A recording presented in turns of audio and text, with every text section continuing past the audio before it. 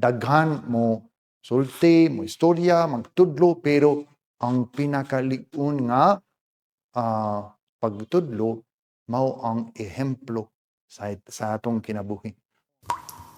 Mayong adlaw, mga igsoon, kiniusab si Padre Esteban, nagdapit kaninyo, mamalandong kita sa pulong sa Dios.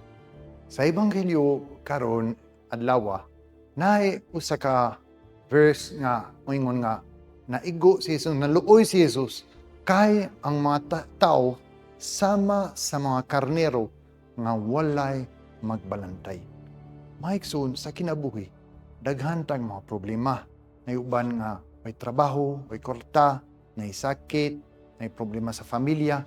Pero usa ka problema nga nakita ni Jesus, ang mga tao nga walay leader, walay shepherd, walay magbalantay, walay mogiya nila padulong sa Dios.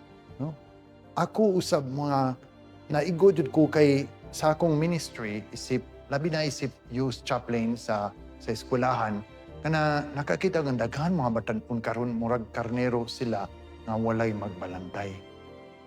O daghan mga problema kay ang pinaka grabe o pinakalisod nga problema sama nga mo mag-igo sa kising-kasing ni Jesus mao ang tao nga walay guide, no? O wa sila kay baho asa sila paingon unsa unang ang pagsimba, unsa unang tuman sa pulong sa sugo sa Ginoo, wala sila kaila sa Ginoo.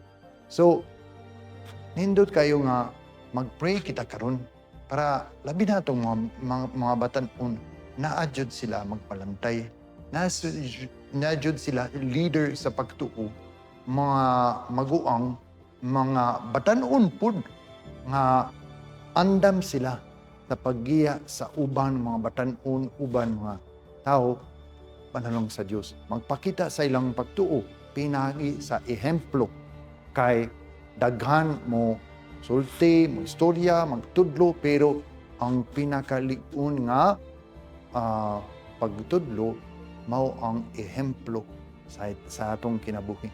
Mao ang magbalantay, mugiya sa mga karneo pinagi sa iyang kinabuhi. So, atong iyampo, itong mga batan-on karon mga igsoon, nga kining mga karnero sa Dios, na-adjud sila mga magbalantay.